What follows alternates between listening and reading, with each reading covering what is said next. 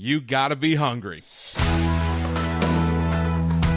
This is John San Pietro, and on this edition of the Stamping is My Business podcast, we're going to talk about the concept of hunger. Now, I'm not talking about hunger for food.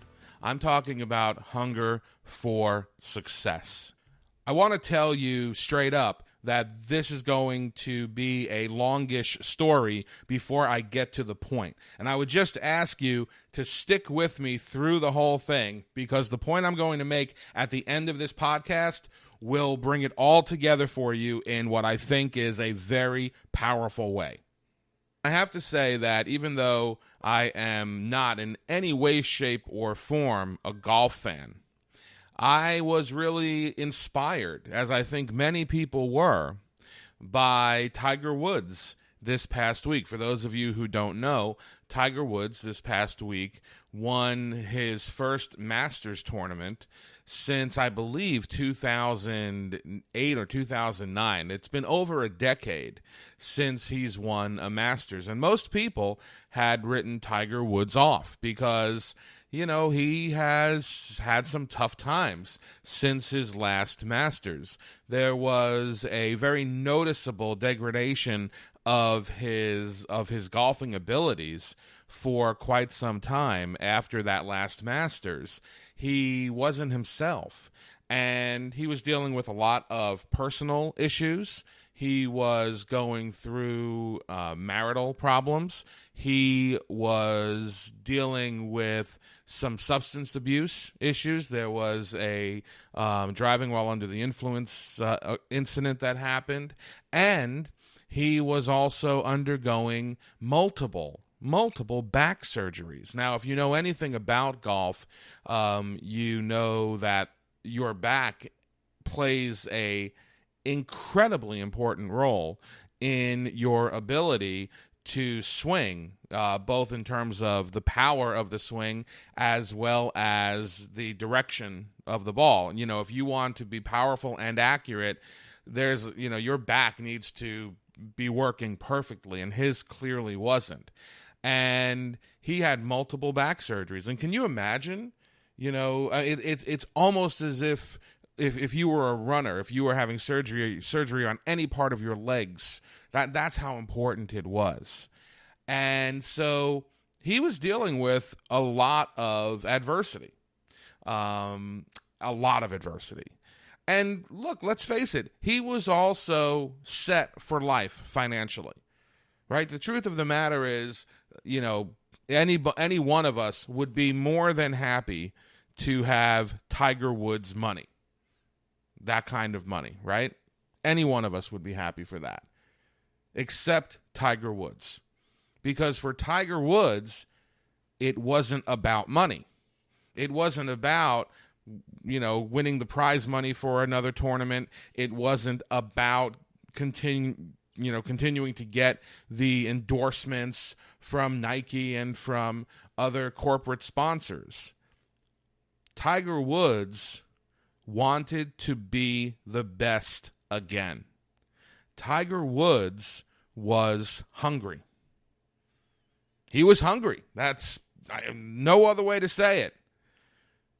In the face of personal challenges, relationship challenges, in the face of multiple scary surgeries, and I'm sure in the face of hearing what the media was saying and what a lot of other people were saying, that the time of Tiger Woods has passed. In the face of all of that, Tiger Woods was hungry enough to blow through that.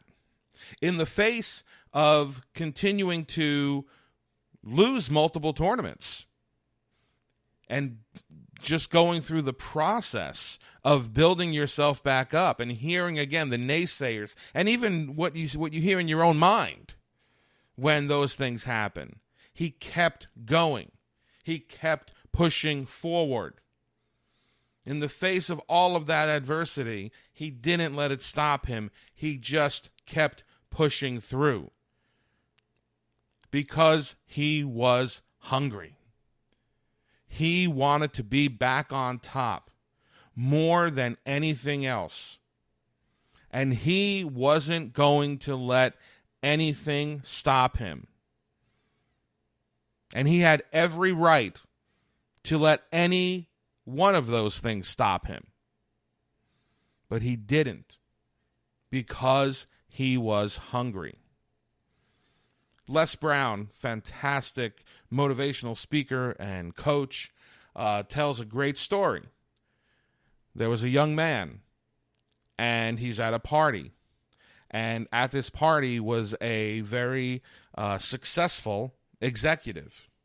And this successful executive was somebody that the young man wanted to emulate. He really wanted to be like him. So the kid works up the courage to walk up to this executive and say how much he really admires the executive and how he wishes that he could learn from him and ultimately be like him. And was there any chance that the executive would consider teaching him how to be as successful as the executive was? And the executive thinks about it, and he says, I'll tell you what, meet me at 5 o'clock in the morning on the beach tomorrow morning. And the kid's a little confused by that, but he says, yes, absolutely, I will absolutely be there. Thank you so much. And so the next morning, the kid's out there. He's on the beach. It's 5 o'clock in the morning. He puts on his best suit, and he's standing there on the beach. And he sees the executive coming down, and the executive is just in his bathing suit. And the kid's a little confused by that. But again, he's not going to ask questions because he really wants to learn from this executive. And so the executive comes up to him and he says, are you ready to learn the secret of my success? And the kid's really excited, right? He says, yeah, I am absolutely ready to learn. Okay, let's walk into the water. The kid's like, what? Let's walk into the water. The kid's wearing his best suit. He's not ready for this, but you know what? He wants this, so he takes off his shoes, he takes off his socks, he rolls up his pants, and they walk into the water together. And they get up to, ankle level, they get up to calf level, and the executive keeps walking. And the kid's like, oh, man. Eventually they keep walking out, and now the bottom of the kid's rolled up pants are wet, and they keep walking.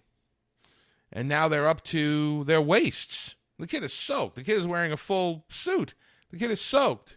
But they keep walking. And they go and they keep walking all the way out until they're about chest deep. And as soon as they are chest deep, the executive takes the kid by the back of the head and he pushes the kid's head underwater. And the kid's freaked out. It was a total shock. He's freaked out and he's struggling because, he's underwater. He didn't get a good gulp of air before he went under. He can, so he's holding his breath and he doesn't know what's going on. And the executive is really keeping his head down there. Really forcing it down there. And the kid is really starting to panic now because he's been down there for a while. He really can't breathe. He's flailing his arms. His legs are starting to kick. He's using all of his strength to get his head back above water. And just when he's thinking, I'm going to black out down here, the executive lets his head go. The kid's head pops up out of the water. He takes in this giant gasp of air, just sucks all the air he can into his lungs. He's coughing and he's choking, and he's trying to just regain his composure. He doesn't know what just happened. And the executive said, how did you feel? And the kid says, what do you mean, how did I feel? I was scared. I thought you were going to kill me. The executive says, what were you thinking about when you were down there? I was thinking about getting up here so that I could breathe. were you thinking about anything else? No, all I wanted to do was breathe. Were you thinking about being successful in business? No, I just wanted to breathe. That was all you were thinking about. All you were thinking about is how badly you wanted to breathe. Yeah, that's all I was thinking about. The executive says to the kid, that is the secret of my success. What do you mean? The kid says. When you want success as much and as badly as you just wanted to breathe, that's when you're going to be successful.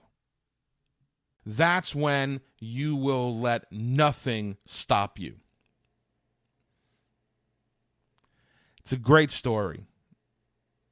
And it's a great lesson. And when you think about it, that was Tiger Woods. His head was underwater, man, and all he can think about was getting up above it. All Tiger Woods has been thinking about was getting back on top, and he wasn't going to let anybody stop him. And so why am I telling you this? Why am I telling you about a golfer? Why am I telling you this Les Brown story? I'm telling you all of this because it's true for you as well. You gotta be hungry. You gotta be hungry. If you want to succeed, in spite of all of the good reasons why you can just give up, if you want to succeed as badly as you want to breathe, if you want to succeed regardless of all of the people telling you you can't succeed, that is when you're going to be successful. That's when you're going to be successful. And listen, success comes in many forms. Okay? You may be thinking, I can't feel as strongly about succeeding in my business as breathing. And I get that. Okay? But there's something in your life, some way that you define success that's as important to you as breathing. For me, it's my family. When I think about my business and the success, it's for me giving my family the life that they deserve. It's about being able to spend more time with my son. I want that as badly as I want breathing. And I know that the way for me to get that is to be successful in my business. Therefore, I want my business to be successful as badly as I want to breathe. So think about the results of a successful business. What a successful business will bring you that is as important to you as breathing. And that, my friends, is how you stay hungry. If you enjoyed this episode of the Stamping is My Business podcast, please feel free to like it, share it, subscribe to it, and listen to more. You can find us on iTunes, Google Play, our website, stampingismybusiness.com, and on our Facebook page, facebook.com/stampingismybusiness. If you have questions or ideas for future episodes, please email them to me at john@stampingismybusiness.com. This is John San Pietro, and I'm just trying to get you paid.